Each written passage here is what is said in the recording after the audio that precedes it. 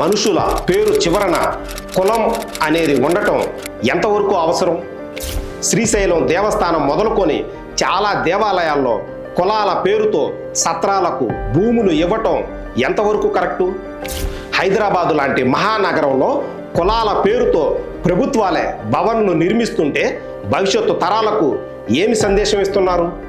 వ్యక్తుల పేరు చివరన రెడ్డి, రాజు, శాస్త్రి, శర్మ, శెట్టి, చారి, చౌదరి, మాదిగ, రాయల్, నాయుడు, యాదవ్, గౌడ ఇలా పేరు చివరన కులాల పేర్లు ఉండటం భారతీయ సమాజానికి మంచిదా కాదా? ఇప్పుడు నేను చెప్పిన కులాల పేర్లన్నీ మన తెలుగు రాష్ట్రాల్లోనివే. ఇతర రాష్ట్రాల్లోనూ పేరు చివరన పెట్టుకునే కులాల తోకలకు లెక్కే లేదు.